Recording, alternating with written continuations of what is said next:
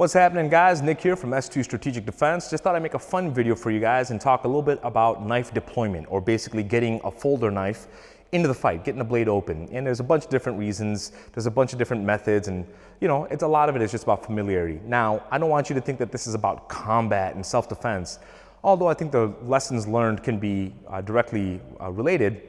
For me, like knives, butterfly knives, switchblades was like the original fidget spinner. That's what we did. We just played with knives. Into the 70s and 80s and even into the early 90s, carrying an edge weapon was mostly a utilitarian thing.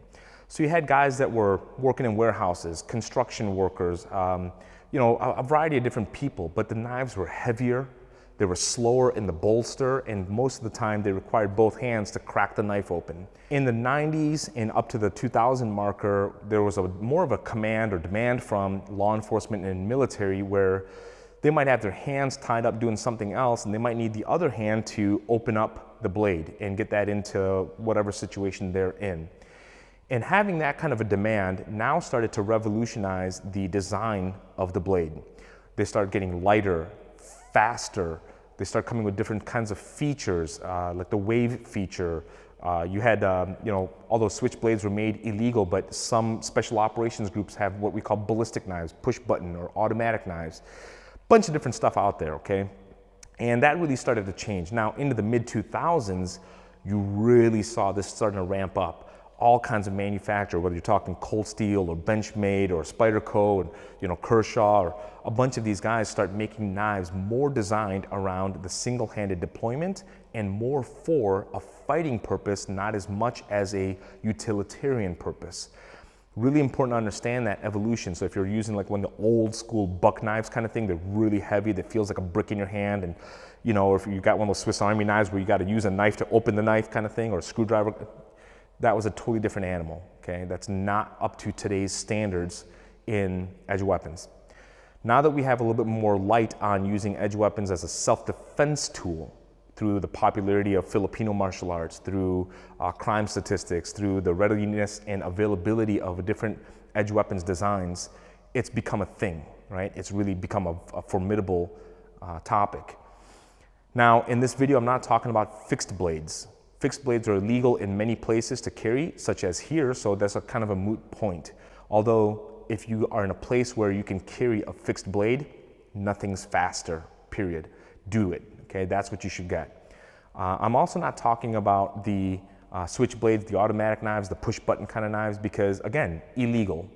We're not talking about the balisong, the butterfly knife, because again, illegal, all right? Not illegal to have, illegal to carry. That's not a great carry tool. So let's take those things off the board. What we're talking about is just a standard folding knife that so many people carry on a day-to-day basis. When we talk about single-handed deployment, one-handed, really there's only about a handful of ways to be able to open the blade, all right? And different people have some different twists to it, but nothing's like reinventing the wheel. It's all the same stuff. Somebody's already done it. And so, nobody's gonna take credit for it, but it's just how you prefer to do it. When you have a folding knife, you can open it up in still the two-handed configuration, just like the old school days, where you're now pinching the handle and then you're pinching the spine of the blade and you're opening this up this way. Nothing wrong with it. If you have both hands available and that's what you need, great, no problems. For the one-handed opening, when we pull it out of the pocket, we want to find the thumb stop, okay, or the thumb stud, which, let me give you guys a quick look at the thumb stud on mine. I'm gonna put my hand behind it so that way it can kind of contrast. You see that little disc kind of a thing on the spine of the blade? That's the thumb stop or the thumb stud.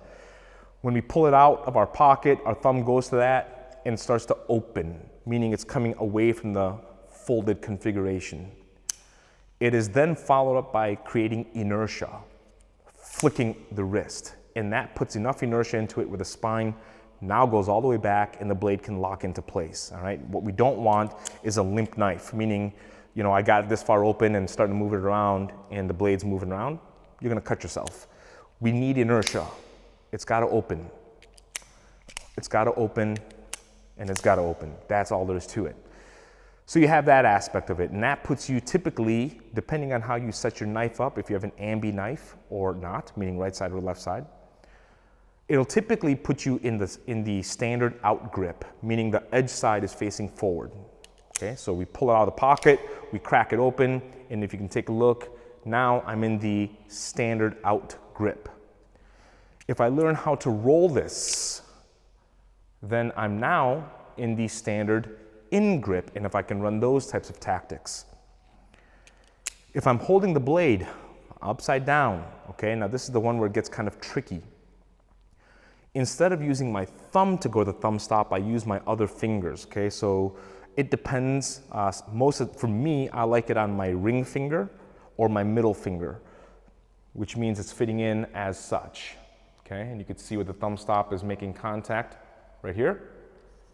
You have that. Now that's gonna start pushing the knife open, and then I'm gonna need inertia to start accelerating the blade so it opens and locks into place. So when we open that, it goes right here, and now it's in the reverse out grip, okay? So you have the standard opening with the standard out. Then you have the standard in. Flip the knife upside down. Now you have the reverse out, okay? So those are 4 ways that you guys can open. 4, meaning you have the two-handed 1, 2,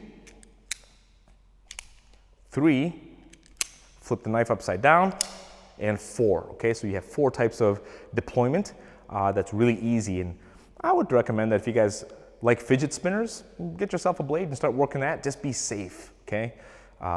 Tape off the tip or buy a trainer or whatever you gotta do. Just be safe. That's more important. I'm not telling you guys to go get crazy buck wild with this thing. Just, you know, relax and open this thing and just get familiar with what it's like opening it from a bunch of different grips and a bunch of different handles, right side, left side, and how you want to command the edge of the blade, okay? Here, here, here, okay. So you guys can have fun with that. Oh, real quick. Some blades have the thumb stop, and to help you accelerate that, they also have spring assist. Now I tend to stay away from spring assist knives for a reason. Although I like spring assist, which means that there's a spring tension that's inside the bolster, so that way when you start getting the knife open, it really assists and opens the blade the rest of the way. So that takes away some of that snapping you need from the wrist. Problem is, when you have a spring assist knife, now this is some cheapo, I remember when I bought this knife, this is a cheap Gerber knife with a spring assist. I bought it for 30 bucks. The same knife right now online is like 80. 80 bucks for this piece of shit is like too much, okay? But not a bad blade. I mean, I've had it for probably 10 years, 12 years. So, spring assist. A lot of times they'll open, and over time, the opening hits so hard on the tang and in the bolster that the knife starts to become loose. Actually, this is a perfect example. The knife, although you guys can't see it, moves around a little bit on the inside. And that's just not gonna work for me. I don't like that. I just don't like that feel. That's one reason. Another reason is when you have a spring assist knife, a lot of them have a locking mechanism. And you guys can kind of see that, that's right there, okay? Which means when you pull it out of the pocket, you have to defeat that locking mechanism and then open it. You could lock it, put it away without having the locking mechanism, but now you're risking the opportunity of having that blade open in your pocket when you're sitting down or moving around and stabbing yourself in the leg. So the lock is important to have. Not that big of a deal. If you're familiar with it, you can defeat that pretty easily. It's just something. It's not good or it's not bad. So for me, I stick to the standard folding knives, and I'll rely on the inertia in my wrist to be able to open it and be able to open it in reverse grip, open it in standard grip, standard out, standard in, or if I need it two-handed. So something to play with, guys. Have some fun with that. Remember, open it two-handed, open it standard out, open it standard in, and then open it in the reverse grip, and make sure that you're doing it safely. Have some fun. I'll see you guys next time.